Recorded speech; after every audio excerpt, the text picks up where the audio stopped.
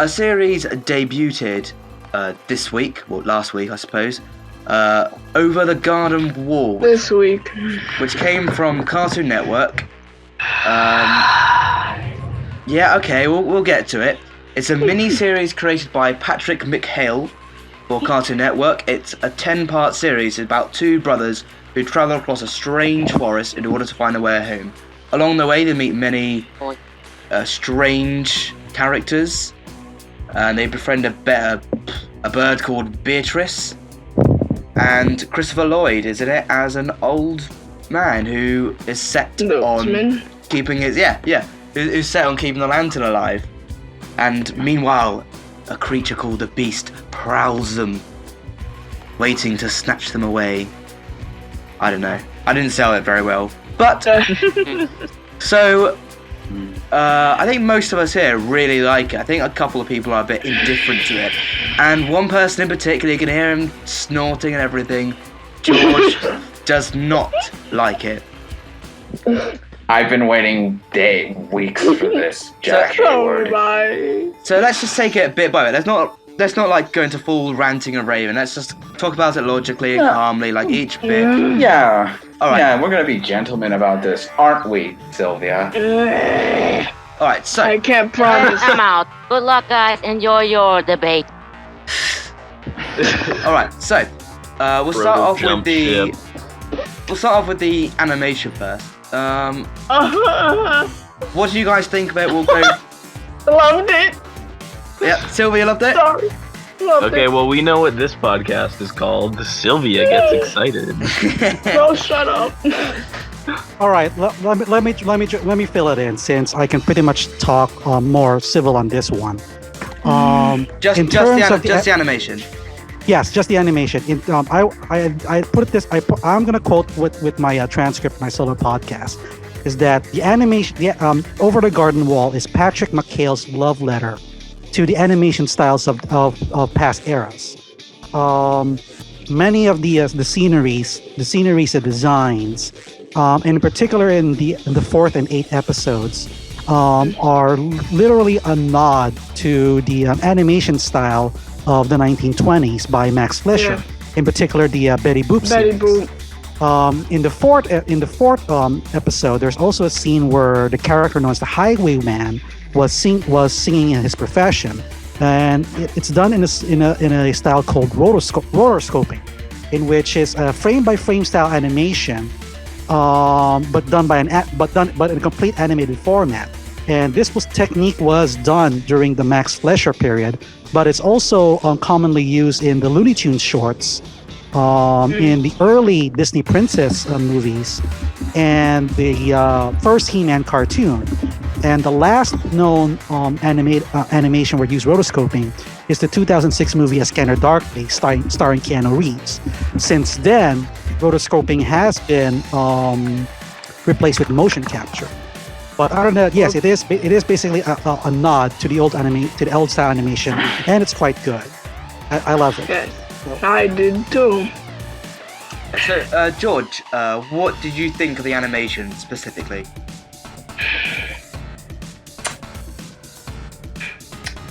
Typical. Yeah. Typical my ass. So nothing. Amazing, my ass. Typical my ass. Shut up. So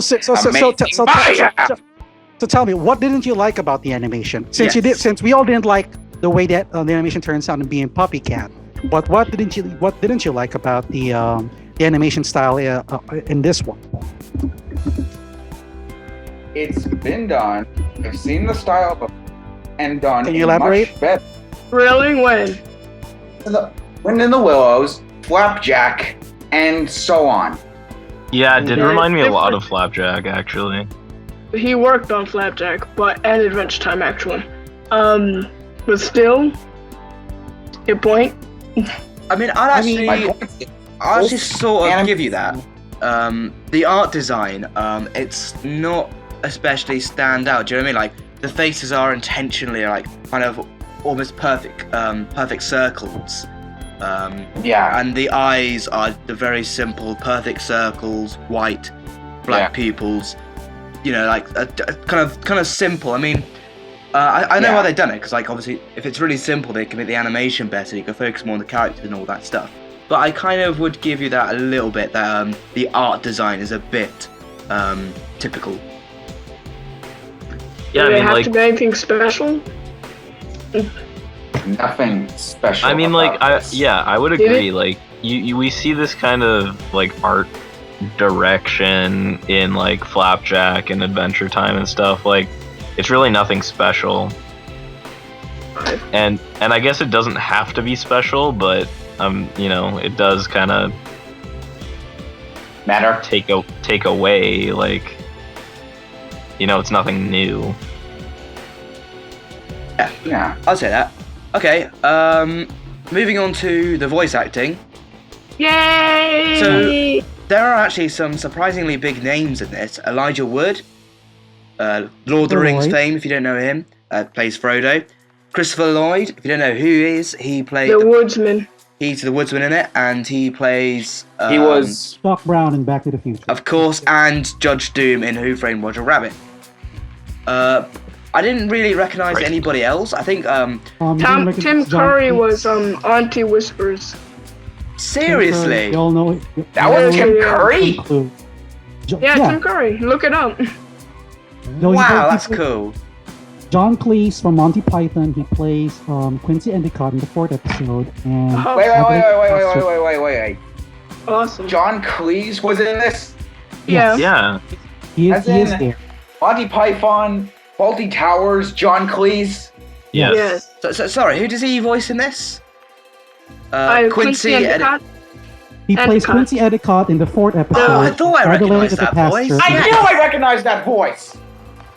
Oh, I'm so stupid. Damn it. You know what, actually, I was thinking, like, it is John Cleese in my head, but like, for some reason I just completely forgot about it. It's really weird. There is a lot of celebrities are here. Another one is Melanie. I can't spell her last name, but she is known for her role in 2.5 Men. She plays Beatrice. Colin Dean is probably the only one who's not that well known. He does play in the HBO series True Blood, but he's better known as the voice of Tiffany Adventure Time. He plays Greg. And last but not least is Jack Jones. He's the singing voice of the frog, but many would remember him as the guy who sang the opening theme song to the 70s series The Love Boat. So, interesting. Just another little tidbit. John Cleese voices Adelaide as well, which I find really funny. Oh yeah, he did. Yeah. But then again, I've seen Monty Python, and he has played female characters before in Monty Python. So I could easily recognize his voice playing Adelaide at the pasture. Okay, so I also really liked the person who voices the Beast. I thought he'd be someone more famous, but he's actually not really done a lot. He based from what I can tell, since his first name is Sam Ramsey, I think, and he's actually a well-known opera singer, which explains him singing opera in the final episode, in the last moments of the film. Wayward That's Souls. his protege. All right. So there's basically a lot of talent invested in this series. Now, personally, there is this notion that if a person who's known in the camera does voice work, he doesn't do it as seriously as he did on camera. In other words, if Brad Pitt were to do voice work, he probably won't do it as good as he did as any of his movies. But in this one, all the characters, in particular Christopher Lloyd and Elijah Wood, Christopher Lloyd, they really put a lot of heart and soul into their characters to make them come alive. That's exactly what I was going to say. Yeah. This is actually the best performance I've seen of a celebrity doing voiceover work. Yeah. I don't think I could ever recall the last time I've seen that good. I think not only is the voice acting excellent, I think they also suit the characters, and they all really want to be there doing this role. You can kind of hear it, like nothing's like half-assed or anything. Yeah, George. That's actually what I was gonna say. This is one of the few things I'll give the series. The voice acting is phenomenal, and the cast is perfect. I mean, Elijah Wood, John Cleese, Tim Curry, Christopher Lloyd. You got some of my favorite actors in this, in this, Christopher Lloyd especially. I mean, I love that guy. I mean, he was easily the best character in the show, and also the only character worth giving a damn about. I've been waiting months for this. I mean, waiting for this. Hold your tongue or cut it off. That's one of the best lines Christopher Lloyd has said in the film. Oh yeah, seriously. Okay. Yeah. So, Carson, any thoughts on the voice acting? Yeah, I mean, it was really good. I felt like Elijah Wood was kind of like hit and miss. Like some episodes he was really good, and then some episodes he just kind of sounded bored. But I don't know. That might just be his voice, because like I think it's the role. Or probably because, I don't know, some people actually mistook him for John Ritter, who played Dipper in Gravity Falls. And some people find that his voice is strikingly similar. Yeah, but other than that, I thought the voice acting was really good. Yeah, they put heart and soul into it. Any advances on the voice acting before we move on? It was maybe because what? Maybe the reason why Elijah Wood seemed like he was bored most of this episode, but because the script he was reading was so fucking boring. All right. Shut the fuck up. He even said that he liked the script and whatnot. Why he put it in the first place. Yeah, watch the he's not gonna interview, come idiot. out and be like, "Oh no, this series is shit. Don't watch it." Like he's getting paid to say that shit. No. I am not. Wait, I'm getting paid? Not you. Like it would. Oh. Alright, let's just move on to what we want to talk about, really. The characters and the plot. So it's sort of, I'm gonna enjoy by taking my claws into this There one. really is no Okay, right. So the way it's done... Encourage them! Alright, the way it's done is sort of semi-episodic. So there are episodes which are more heavily story-based. You find more about the characters and the plot. Some episodes are just sort of... by themselves, what's the word? Contained, self-contained stories. I enjoyed every single episode. I think it has, even though some of it did feel a bit detached from the overall plot, it kind of felt like a book. It didn't feel like a cartoon. It felt more like a book. And I just really enjoyed it, even when it wasn't contributing to stuff with the beats, because they're just so immersive. So any advances on Silver? Carly, what do you think about the story? Yeah, I didn't I liked the beast stuff, but the rest of it, honestly, I just didn't care. I was watching so much thank you. I was watching the one with the pumpkin people, and I was like, I don't care what's going on here. I don't even remember half the episodes. There was no plot, really. Because the definition of a plot is cause and effect, but there really is none until the end. Sylvia? I think that the entire story, even if it was what am I trying to say? Even if it was this random stuff, I think it still went in line with the story, because at the end of each episode it continued on and on and on until episode 10. I found the episodes to be fun, dark, of course, and emotional at the end. Yeah. I don't see how someone here didn't find it as interesting. It's simple, Sylvia Harris. I've seen this plot done before, much better as well. I have seen this animation style done better as well. This is 10 episodes long. How they don't have enough time. Exactly. They wasted their time. Thank you. This suffers from what I'm going to be officially calling Adventure Time Syndrome. It tries to condense a massive plot in 11-minute episodes, and most of it is spent on pointless shit. Okay. It's not pointless. It has something to do with the story. The definition of pointless is that, and my definition of filler is that the characters don't learn anything. Name one thing that they learn from going to that fucking tavern, or the fucking pumpkin place, or any of these areas. You can cut them out, and it would still be the exact same fucking thing. Well, you learn more about the character, and they learn to be a bit more brave. Sylvia? Yeah, Wirt learns to not be as much of a Debbie Downer as he used to be. If you noticed in the end, when they were sinking down, Wirt was higher up than Greg because Greg lost his confidence more than Wirt did after the entire adventure. Yeah. Can I have my say on this one? Yeah. Sure. Okay, this is gonna take 5 minutes. I promise. Just be brief. Just talk about the characters and the plot. Well, this is basically the one thing that's going to be most discussed about, which is the character and the plot. I mean, the one thing that I keep mentioning, both in my podcast review and on my comments on the Facebook group, is that Over the Garden Wall, unlike other shows, requires repeat viewing in order to further understand what's actually going on with the unknown and what it represents. Unlike other shows that has a straightforward linear storyline, like The Legend of Korra or Steven Universe or even Teen Titans Go, this one wants you to go back, pick out, and look carefully at some of the clues to find out more of the story. Now,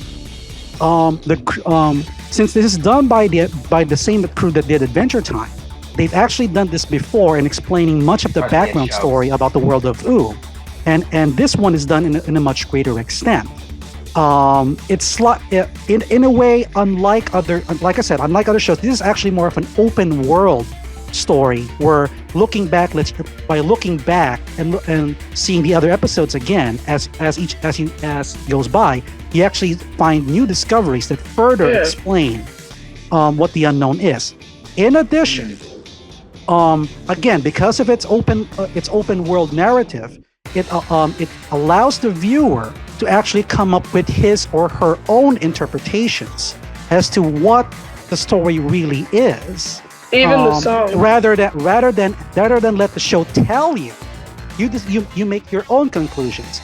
Now, as I mentioned both in my podcast and on the comments, a lot of people have made interpretations as to what the unknown really is. Some say it's basically the afterlife. Some say it's a dream. Some say it's something similar to classic works like Dante's Inferno or Homer's The Odyssey. And none of them could actually come up with a concrete consensus as what the unknown is. But the fact that it's been discussed in so many levels is one of the strong points of this series. Yeah, I completely agree with that. Your retort, George. I've got some words for this. If I want ambiguousness is a good thing. I acknowledge that. Then you have this. If it was intended to be ambiguous, why does it feel so pointless? Why does it feel so empty? Why does it go on forever? And why is it that the only episodes that have significant relevance are the last 3? Please explain that to me. I really want to fucking know. I want you to actually explain to me in great detail, in expensively intense detail. Explain that to me, both of you, because I have seen movies that require you to think. This did not require me to think. I could figure out what was going on. Name one. Yeah, really. Inception. Box trolls. Killing them softly. In animated form. What else? How can you compare Inception to Over the Garden Wall? Are you serious? Really. Are you serious? We're talking about ambiguous. We're talking about ambiguous. Can you name nature. an animated film that has the same concept as Over the Garden Wall, but much better? Albert. Wonderland. I got one. The Halloween tree.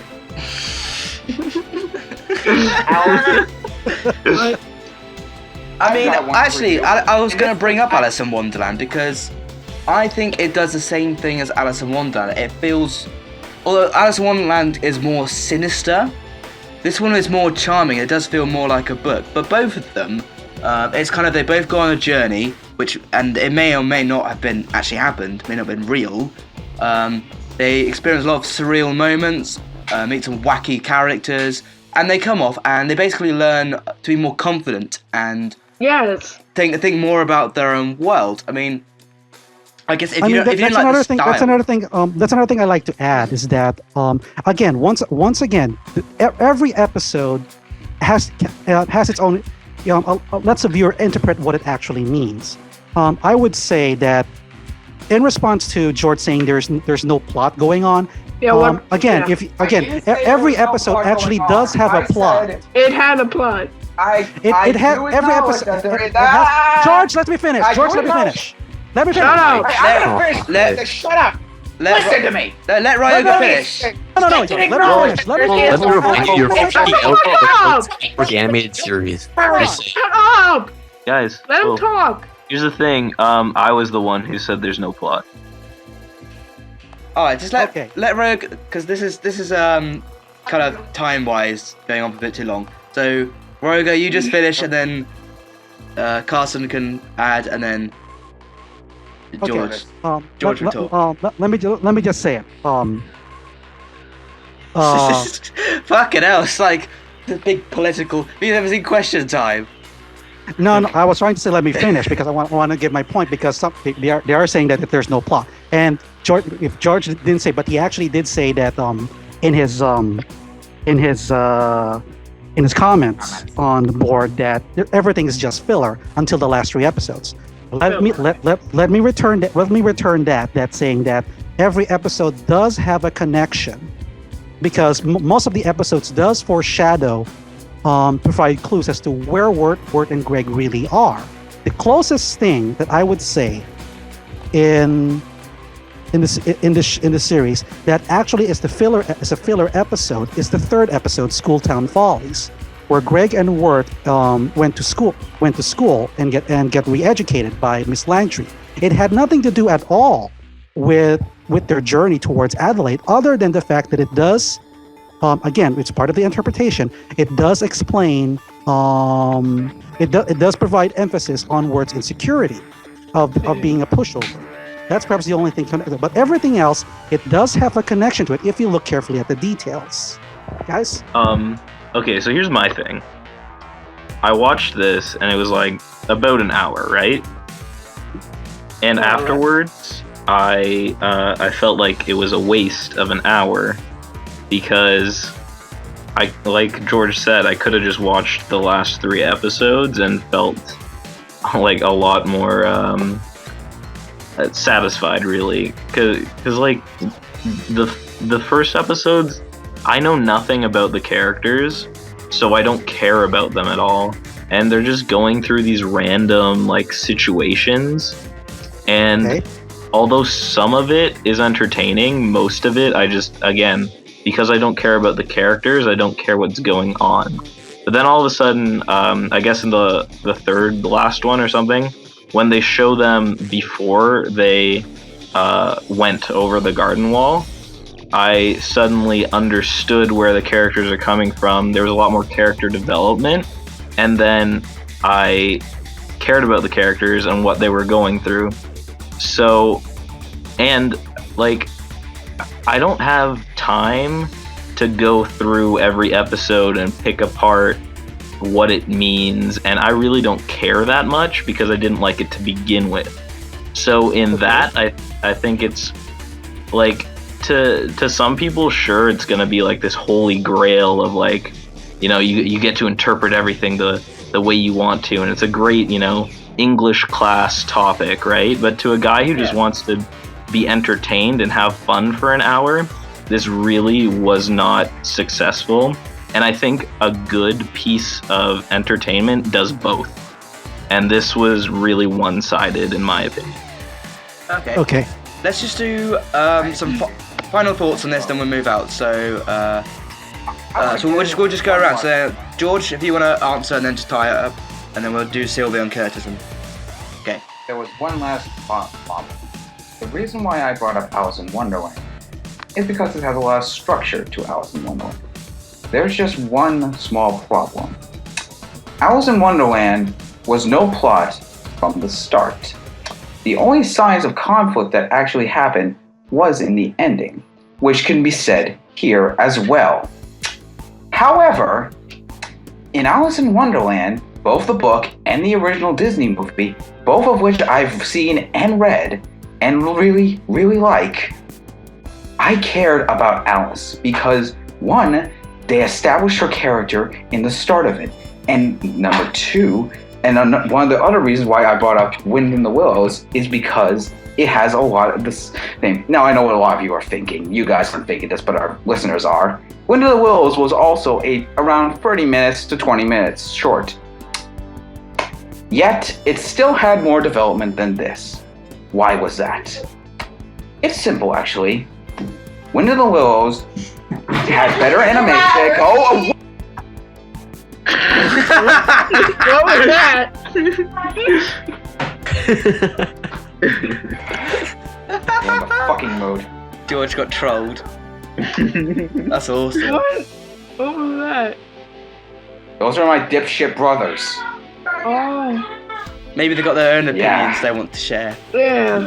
They haven't seen it, nor do they care. Okay, so- Anyway, as I was saying, the reason why I brought up Wind in the Willows, even though Wind in the Willows is a short film, it's still long enough to get character development and plot development out. This was an hour long, and yet since it's released in episodic parts in under 11 minutes, like I said, it suffers from Adventure Time syndrome. It tries to condense a big plot in a short time span. You can't do that. You can try to do it, and sometimes it works and it doesn't work. It very rarely works. This falls into the latter.